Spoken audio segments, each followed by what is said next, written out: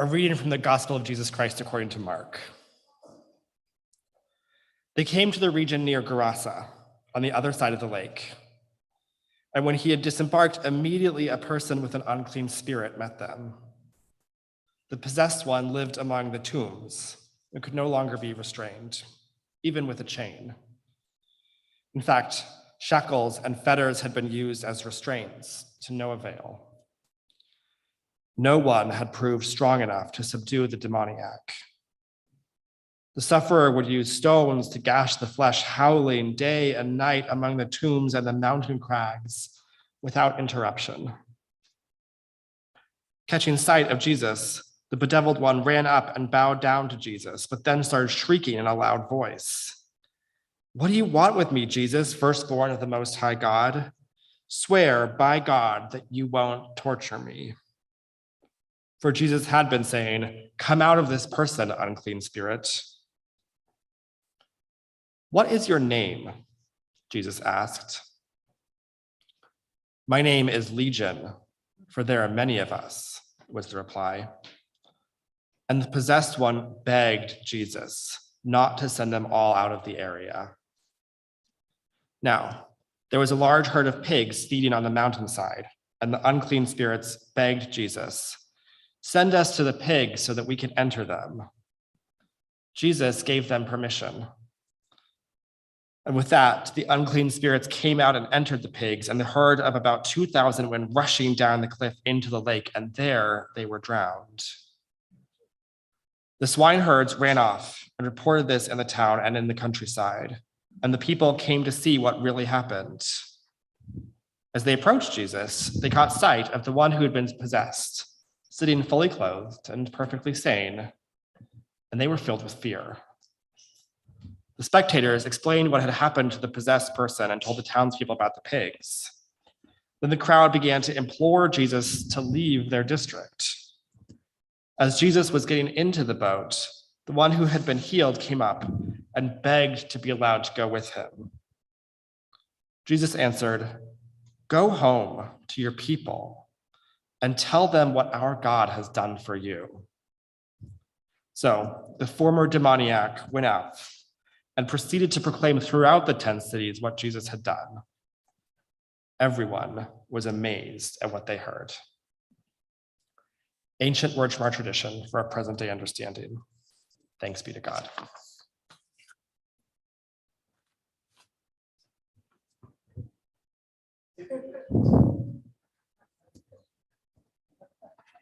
Is something funny?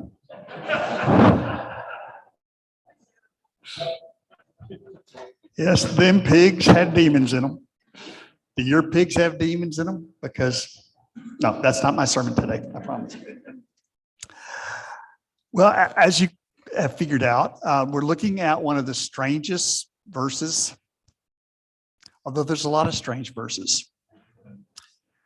And I would suggest if you take the Bible literally, you'd probably be better off if you never saw it. Right?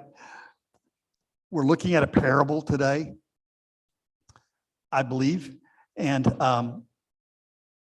I think this is one of those places where if it were true, I would probably be Baha'i or something by now. It's these are just kind of, when you take them literally, some of these passages of scripture are just horrific.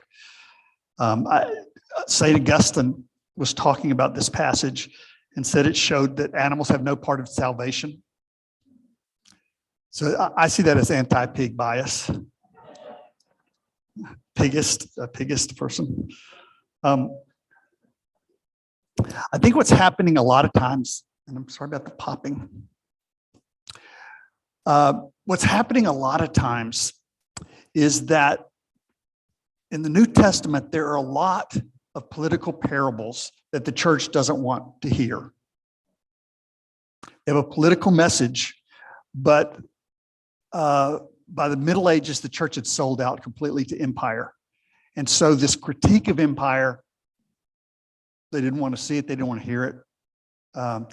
And I'm hoping that as we walk through this, it will be clearer that this is a political parable, and it's something that is speaking also to our day as well. But I realize I have to convince you of that. So can I see Exhibit A? Yes. Do you find that a little problematic?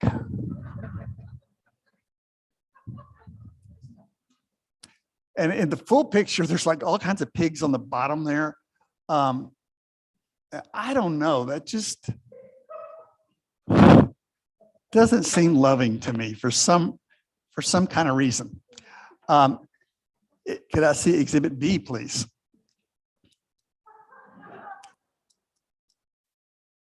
Anybody who's seen the movie Babe is going to have problems with this passage.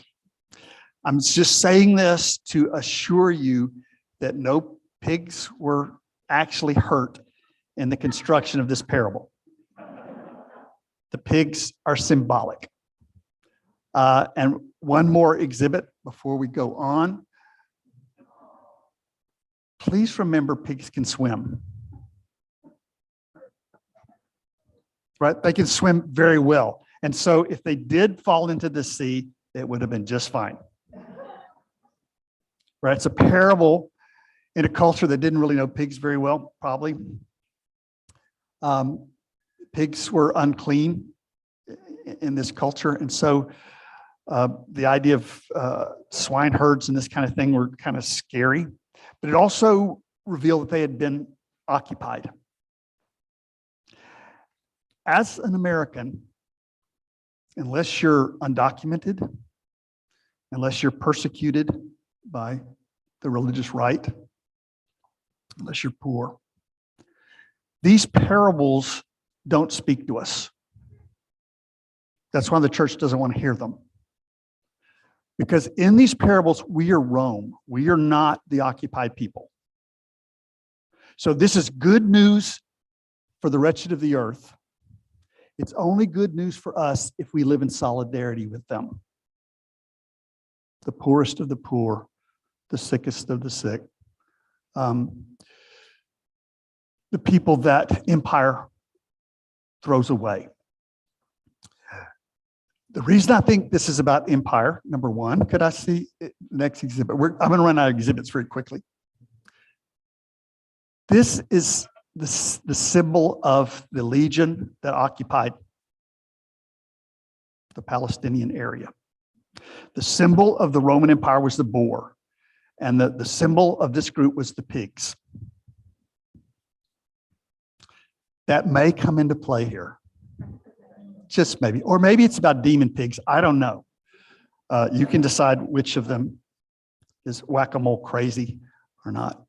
And the next slide, please. These were coins. So you had pigs being thrust upon a group of people who thought that was unclean. Pictures of Caesar that declared him to be a god, and people that found that very offensive. So the parables, the political parables, are they belong to the people that are oppressed. We can learn from them, but only if we will step out of our privilege, at least spiritually, psychologically, and become their friends and allies. This is a message of hope. Again, it's hope for the occupied people. And I believe what it's saying, I'll go ahead and do the punchline, or one of the punchlines, is that the pigs represent appetite, hunger, greed. It's not fair to pigs, I'll admit it. It's not fair to pigs. If you have a pig, I'm not agreeing with this view. But what it's saying is that when empires lose the principle that called them together, when Rome lost the idea of the republic, the thing of the people in Latin, when the United States lost the idea that all people are created equal, and that the purpose of government is to give life, liberty, pursuit, happiness for all persons. When we chose capitalism over that, when we chose nationalism over that, when we chose our right to be an imperial power in the world, we renounced not only Christianity, but also the formative principles of democracy. And so what this is saying is our appetites then will tear us apart because we don't have the principles, the virtues, the values that make a great nation possible. If you look at Rome, they fell apart because whatever nobility they once had, they decided that they wanted all the stuff the world had, and they would pay mercenaries to do their fighting for them. Bad idea. Because at some point, the mercenaries look and say, why are we working for these people? We got the weapons, we got the know-how. All they have is the stuff. Let's take the stuff. As the United States becomes more and more privatized, we might consider whether we're on that same trip over the cliff. The British Empire fell apart because they chose the plutocrats, the rich people, took over whatever was dignified in the country. They wanted to make money off of Britain. So when the United States moved to oil as a fuel, the rich people in Britain said, let's not do that. Let's stick with coal. Let's have our vehicles be coal driven. Well, they time dated themselves. They went off the cliff into this almost certain destruction. When Putin invades this area, you feel there's something suicidal about that. Right? He's desperate, and he may very well win, but he's lost his nation. He's lost any kind of principle through which a civilized nation can exist. The United States is less and less of a democracy and more of a plutocracy. We have dark money affecting everything that we do, and we don't know where it's coming from, right? So we don't know what countries are paying our politicians. Although when you watch the hearings this week, you kind of had a good idea that there's some like really bad problems going on here. So the gospel writers are going to use pigs as an allegory. Not fair to pigs. You may remember the Beatles song on the White Album. Those of you that are old hippies. Have any young people listened to the White Album? There you go. By golly, you should listen to the White Album because that's classical music. Have you seen the little piggies crawling in the dirt? It's the first little line. So that's the little piggies. Then the second line is, have you seen the bigger piggies in their starch white shirts? And then the refrain is, in their sties with all their backing, they don't care what goes on around. In their lives, there's something lacking. What they need's a darn good whacking. And that's the Presbyterian version of the song. And then the refrain is that the harpsichord plays through it all, and you hear pig grunts in the background, as you may remember. Then it goes in a kind of orchestra thing in sort of Monty Python-esque kind of ho kind of thing. Still pigs in the background, and an orchestra comes in. And it goes, everywhere there's lots of piggies, living piggy lives. You can see them out to dinner with their piggy wives, clutching forks and knives to eat their bacon. So it's not true about pigs, but it's kind of true about plutocracy. I know people don't like to hear this, but capitalism means that you are basing your value system on property rights. It also means that people don't have property, they don't have rights. And if you can't see that leading this nation over a cliff, you're in a trance. And that's what that's the role the demon is playing. Right? This Roman propaganda is cast, it's like a demonic possession. People do things they would never do individually. They're really good people that are letting the poor suffer and starve to death, do without medical treatments, because they've surrendered to a property rights system. It's insane. It's tearing us apart. It's destroying the planet, but we can't get out of it. The parable is saying that you can. Right? Don't be overwhelmed by what's happening in the world. Step out of the trance yourself. So the role is played by, in this story, it's one man. In Matthew, it's two, which again tells you it's a parable. Right? The details change depending on who's telling the story. But the guy's living in graves. And if you're reading it in Greek, the word is more like memory, memorials. They're living in the past. They're suffering from toxic nostalgia for a nation that never really was. Right? They're trying to get back to a time that never really was. And what this is saying is, if you want hope for the future, job one is to break the trance. Find your human heart. Refuse to be for sale. Refuse to climb the hierarchy of greatness in this insane system.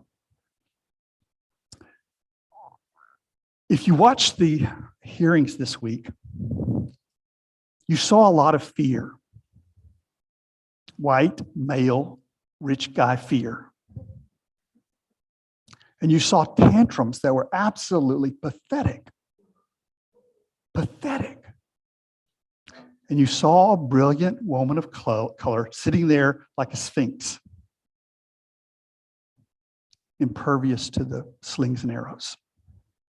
Because she came from principles, from greatness, and we can too. And when we do that, we put ourselves beyond this trance that is killing us all. Christianity began, it was called the Way. It was before the creeds, it was before the rituals, it was before the moralisms. It was stepping out of oppression of any other person and seeing sanely that humankind is your family, nothing less than that.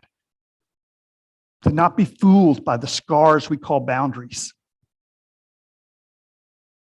Because it's a dying nation that cares more about what it used to be than what it could be.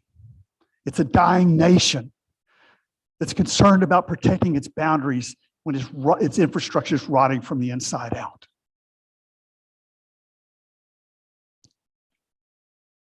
I think it's good to have a foot in the political process. I think that's wonderful.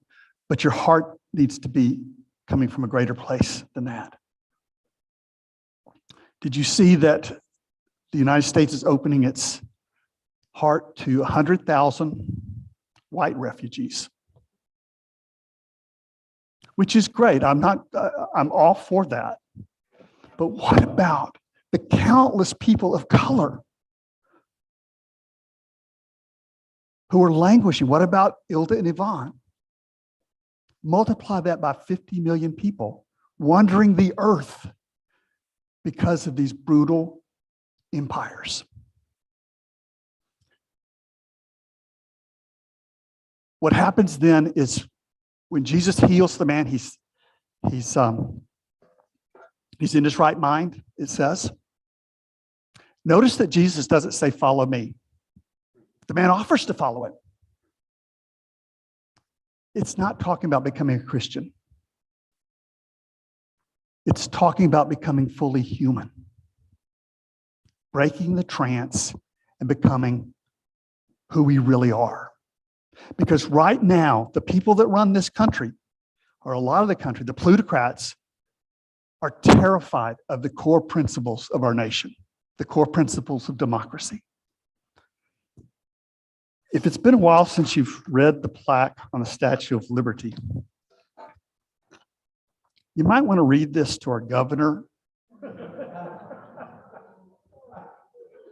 As Jesus suffered under Pontius Pilate, so do the wretched of the earth suffer under the governors of Texas and Arizona and Florida.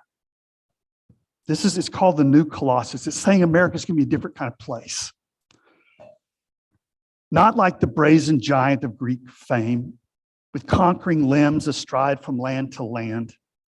Here at our sea-washed sunset gates shall stand a mighty woman with a torch whose flame is the imprisoned lightning, and her name, Mother of Exiles. From her beacon hand glows worldwide welcome. Her mild eyes command the air-bridged harbor that twin cities frame. Keep ancient lands your storied pomp, cries she with silent lips.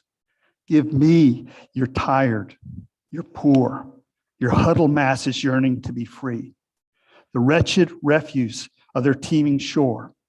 Send these, the homeless, tempest-tossed, to me. I lift my lamp beside the golden door. What happened to that America? If there's America we need to get back to, it's the founding principles. And they're not leading us into the past, they're leading us into the future. I wouldn't be surprised if the leadership of this, much of it, the plutocratic leadership of this state, deports the Statue of Liberty. And she is talking about communism, and she obviously hates America because she cares about refugees.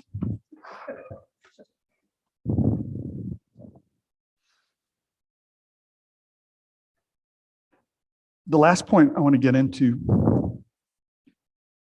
is that the story is not to tell us how bad things are. You already knew that before you got dressed and drove here. This is saying where hope resides. To think we can get back to America that never was is insanity. It's suicide. This nation can only survive by opening to the future, by returning to international law. Did you know you live in a pirate nation that has renounced international law and the world courts? Great nations don't do that. So our story is calling us profoundly to our own humanity. And it's a message of hope, but to have that hope be real, you have to leave the trance. You have to leave the lies of the American dream to find the truth of this vision for America. In the story of Israel, it began with being thrown into the sea. You remember that? The Pharaoh is hunting them. They come along, the waters part. That didn't happen, I don't think. I think probably what happened is they found a swamp that they could cross, and the escaping former slaves, enslaved people, the refugees were able to cross that swamp, and the armies with all of their might and weapons and armor, they drowned. That was the beginning story. That God had thrown Egypt's army into the sea. I think Jesus is telling a parable to say to Israel, as a human being, you can swim. As an imperialist, you can't. As a capitalist, you can't. As a patriot, you can't. You can be all of those things, but you have to be more. Those have to be aspects of universal humanity, or else they're poison, they're trance, they're death. The promised land that's being talked about is not a tract of land. A lot of people didn't understand that. It's not Israel, it's not Britain, it's not the United States. The promised land is wherever justice reigns. And that can be in your heart. But you have to choose it, and you have to leave the empire in your heart. You don't have to turn yourself into the authorities. Guerrilla warfare is fine, because it's a war of love. But you can give your heart to love and to justice, but you have to give up exceptionalism. You have to give up property rights as your core foundation for ethics. Jesus came to say there is a way through this. Right before this story, he calms the storm. The boat crosses over. Christianity was originally called the way, the path. There is a way of dignity and joy and peace that you can live the rest of your life. We may be able to turn things around for this country. We may not be able to. But what made the Jewish people so impervious to disaster is they lived in the long story of all people. And this hope that's been in the human heart from the very beginning of a world where everyone can find food and clothing and health and safety and love. Our last slide. Not so bad, huh? Pigs are good, but not demon pigs.